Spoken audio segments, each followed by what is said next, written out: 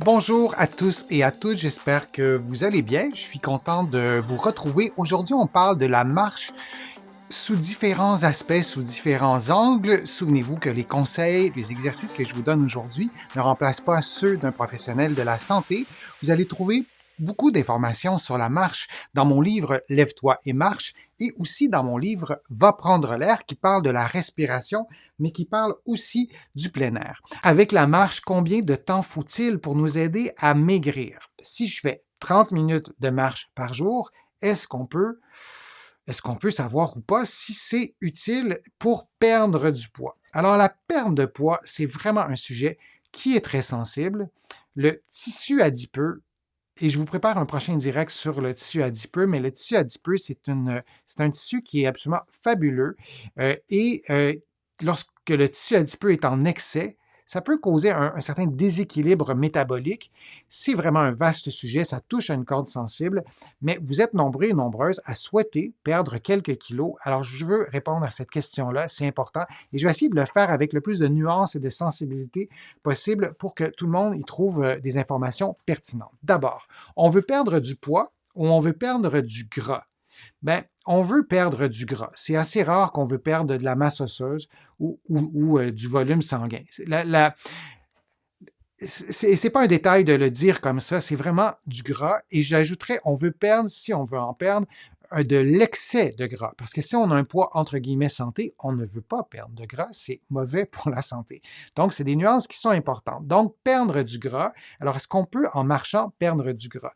Les réserves de tissu adipeux sous-cutanés, donc partout en dessous de votre peau, il y a du gras en plus ou moins grande quantité. Donc, ces réserves semblent avoir moins d'effets négatifs à court terme sur la santé que l'accumulation abdominale.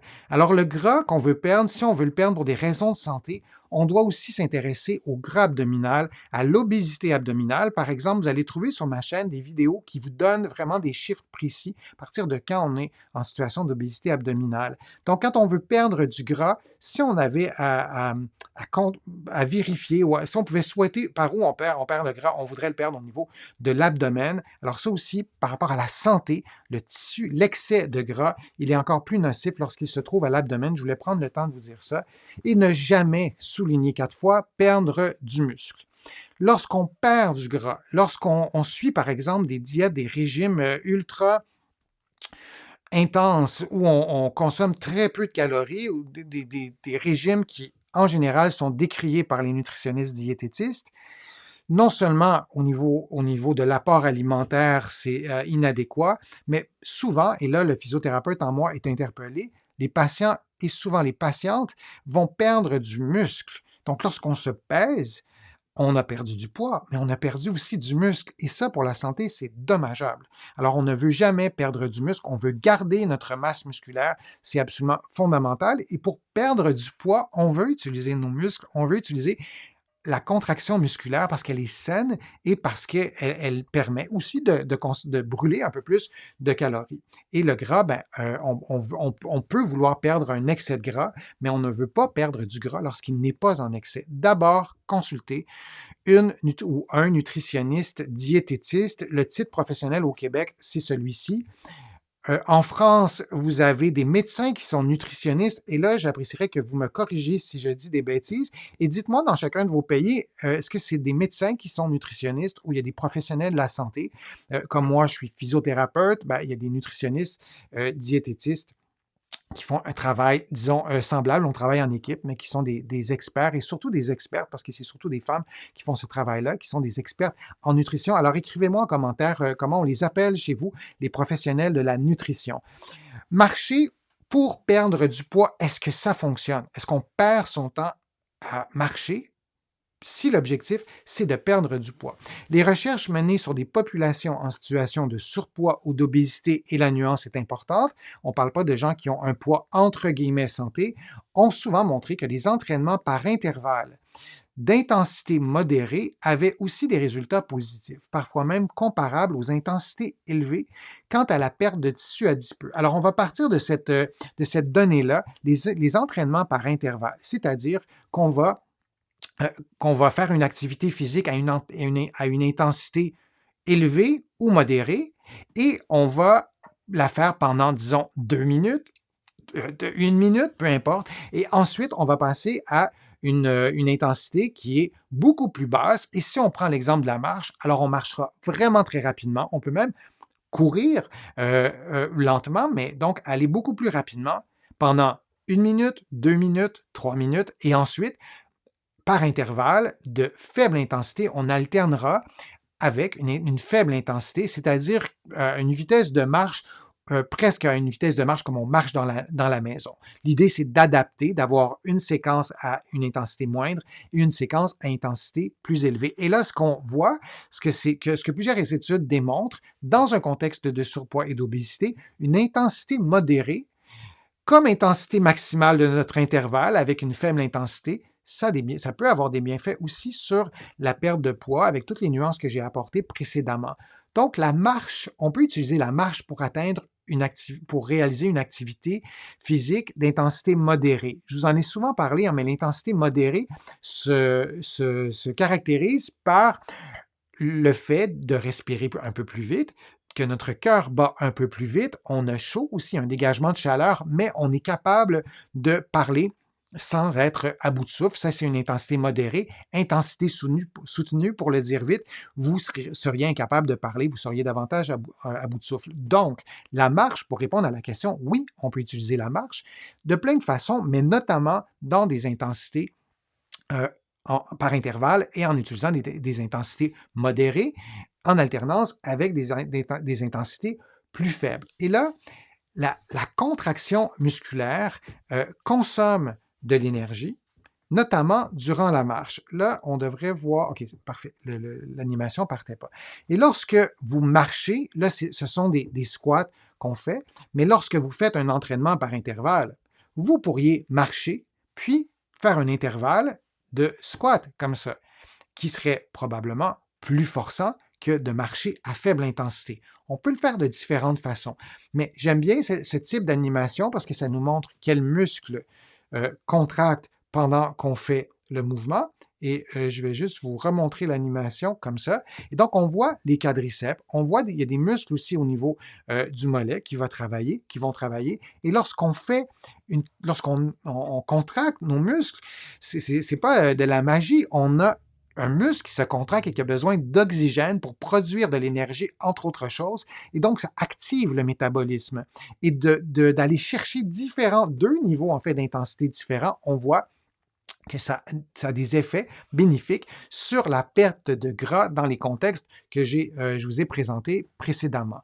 3 paramètres lorsqu'on veut marcher pour perdre du poids, pour perdre du tissu adipeux excédentaire. La nuance, elle est importante. D'abord, c'est l'intensité. On veut avoir une intensité modérée. Si on choisit, si vous m'écoutez, vous dites, ben moi, les intervalles, c'est pas trop mon genre, ben j'irai de façon continue. Choisissez une intensité modérée ou soutenue avec les critères pour reconnaître si vous êtes à une intensité modérée ou soutenue, notamment votre capacité de parler ou d'être à bout de souffle. Donc, l'intensité, elle est importante.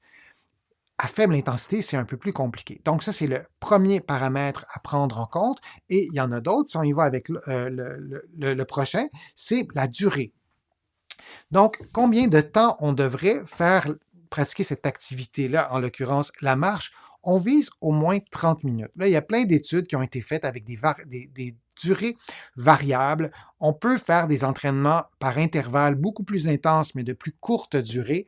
Mais tentez de cibler 30 minutes. Si 30 minutes, ça vous paraît beaucoup trop, il y a une question de motivation, il y a une question d'organisation du temps, il y a une question de priorisation. Allez-y progressivement. Les bienfaits de l'activité physique sont proportionnels à la dose. Il n'y a pas de petite dose inutile. Allez-y progressivement, mais peut-être cibler un 30 minutes éventuellement ou plus pour avoir de meilleurs résultats et toujours dans un contexte où vous pouvez consulter une nutritionniste. À tout le moins, vous tenez compte de votre alimentation et d'autres paramètres. On va en parler dans quelques instants, mais je voulais vous présenter donc ce deuxième paramètre qui est la durée et on cible environ 30 minutes. Et l'autre paramètre, c'est la fréquence. Combien de fois par semaine devrait-on pratiquer cette randonnée, cette marche pour pouvoir perdre du poids, au moins 3 fois par semaine pour avoir un effet d'entraînement. On active le métabolisme, on augmente la dépense énergétique Et il y a plein d'autres effets positifs de la marche sur l'état de santé d'une personne qui souhaite perdre du gras. C'est une activité qui est très positive, marcher. Ça a des bienfaits, je vous en ai déjà parlé, sur le cœur, sur le système cardiovasculaire, sur le cerveau. Donc, il y a souhaiter perdre du gras, ça semble très circonscrit à quelque chose de précis, mais ça touche notre qualité de vie, ça touche à plein d'aspects. Et la marche, en ce sens, c'est une activité très positive, mais pour avoir un effet d'entraînement, on aimerait bien avoir une fréquence minimale de 3 fois par semaine en se souvenant qu'il n'y a pas de dose inutile d'activité physique. Et si pour vous, 2 fois par semaine, c'est ce que vous pouvez accomplir maintenant, allez-y comme ça, c'est vous qui le savez le plus et ça ne sera pas inutile pour autant. Et peut-être, éventuellement, vous pourriez envisager, si c'est possible, de passer à 3 fois par semaine. Les entraînements par intervalle, même chose, on souhaite avoir 30 minutes ou plus. Pour ce qui est de la recette, pour ce qui est de la séquence, ben, si vous allez vers des intensités élevées, très élevées, vous aurez probablement du mal à le faire pendant 30 minutes. Donc, plus vous choisissez des intensités élevées, donc vous allez marcher de plus en plus rapidement, ou si vous êtes sur un tapis roulant, sur un tapis d'entraînement, là, c'est facile de changer les paramètres. Peut-être que vous n'aurez pas besoin de vous rendre à 30 minutes. Peut-être que 15 minutes serait suffisante, de 20 minutes. Mais progressivement, on essaie aussi de s'approcher du 30 minutes. Et donc, la recette de la séquence, donc combien de temps on dure l'intervalle de haute intensité, il est en général, on cherche 1 minute, 2 minutes. Et l'intervalle de basse intensité, ça peut être 30 secondes, 1 minute, 2 minutes. Il n'y a pas de recette magique, il n'y a pas de recette parfaite, mais on souhaite tout de même avoir une durée, une proportion, en tout cas quand même assez haute pour l'intervalle de haute intensité. Et tout ça, vous allez le faire progressivement. Si vous n'avez jamais fait d'activité physique d'intensité soutenue ou si ça fait longtemps que vous en avez fait, allez-y commencez par 30 secondes et ensuite vous augmenterez. Mais tentez de vous approcher des paramètres que je vous ai donnés. Ceci étant dit, il y a 5 points que je vais vous présenter en lien avec la perte de gras. Je vais seulement les énumérer, je ne vais pas donner de détails, mais je vous invite à trouver des détails, des informations sur chacun de ces aspects-là quand on veut perdre du gras. Vous allez trouver sur ma chaîne aussi des vidéos qui ont été faites avec Andréane Martin. Vous allez pouvoir trouver son site web facilement, ses livres aussi, mais je vais énumérer ces 5 points. L'alimentation, évidemment, si on veut perdre du gras, l'apport alimentaire est essentiel à évaluer. Et aussi, évaluer l'apport alimentaire, c'est pas seulement avoir une colonne et cocher des X, oui, je l'ai, oui, je l'ai pas. On peut aller chercher le plaisir aussi dans l'alimentation. C'est vraiment quelque chose de global. C'est pas juste un exercice un peu plate, un peu embêtant. On peut aussi utiliser tout ça pour changer peut-être aussi ou évaluer son rapport à l'alimentation, le rapport aux aliments, comment on le vit. Est-ce qu'il y a une dépendance alimentaire? On parle de plus en plus de ce terme-là. Comme on peut être dépendant à la nicotine, bien, il y a des formes de dépendance alimentaire. Donc, notre rapport à l'alimentation peut être évalué. Notre environnement, quand je parle de l'environnement, ce qui vous entoure. Donc, si chez vous, c'est très difficile d'aller marcher parce que c'est un endroit, par exemple, que c'est pas sécuritaire du tout, que les voitures sont très, très près des piétons. Si, en même temps, dans votre environnement, il y a beaucoup de malbouffe, une offre alimentaire de nourriture ultra transformée, bien, ça sera peut-être un peu plus complexe, mais d'en tenir compte, de l'évaluer, de s'en souvenir, de se souvenir de cette importance-là, de l'environnement. Votre état psychologique, ben, si moi je suis en dépression, si je suis très anxieux, si je suis très triste ou au contraire, si je suis très euphorique pour peu importe la raison, ça aura peut-être un effet aussi sur mes comportements alimentaires, sur ma motivation à faire de l'activité physique, sur ma capacité à bien gérer mon temps si je suis très, très anxieux, par exemple. Donc, je donne juste des pistes de réflexion. Mais comme je vous le disais, de trouver de l'aide aussi professionnelle liée à l'état psychologique, oui. Et l'autre élément qui est vraiment important, c'est le sommeil. On oublie parfois à quel point le sommeil modifie notamment, ou le manque de sommeil, ou la perturbation du sommeil modifie notre faim. Ce qui détermine la faim, c'est entre autres des hormones et lorsqu'on dort très mal ou trop, ou on a des perturbations au niveau du sommeil, si on fait de l'apnée du sommeil par exemple, ça peut modifier notre sensation de faim. Je vais que seulement dire ça, mais je pourrais rajouter d'autres informations. Je vous invite à aller en chercher des informations sur ces sujets-là. Et oui, perdre du gras en marchant, ça peut être une bonne idée.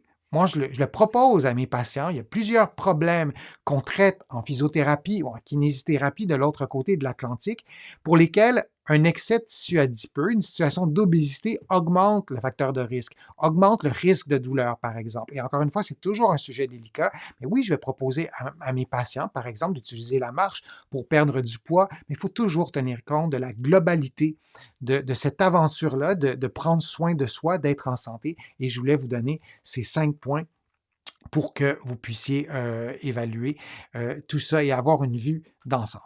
Je vous remercie d'avoir été là. Je vous remercie d'avoir participé. Je vous remercie aussi de m'écrire vos questions dans le fil de discussion. Je vous invite aussi à contribuer à mes plateformes. Je vous en parle souvent. C'est important pour moi de vous inviter à le faire pour ceux et celles qui veulent le faire. Sans ces contributions, je ne pourrais pas continuer à vous produire autant de contenu et ça me fait plaisir de le faire. Vous pouvez contribuer sur YouTube. Il y a le petit cœur sur lequel vous pouvez cliquer dans la majorité des pays ou sinon sur mon site web denisfortier.ca. Vous allez pouvoir aussi vous inscrire gratuitement à l'infolettre que vous recevrez chaque semaine. Et il y a aussi des courriels thématiques qui vous aident, qui vous accompagne, en fait, qui vous donne des informations sur différents problèmes de santé. Vous allez trouver aussi beaucoup d'informations sur la marche et sur d'autres sujets aussi dans mes livres que vous pouvez trouver partout en librairie au Canada, mais aussi de l'autre côté de l'Atlantique. Vous pouvez les trouver aussi sur le web et il y a des exercices, il y a des conseils, il y a des explications aussi. Alors, je vous remercie d'avoir été là. J'ai hâte de lire vos commentaires. Je vais y répondre instantanément ou je vais répondre à ces commentaires dans d'autres vidéos.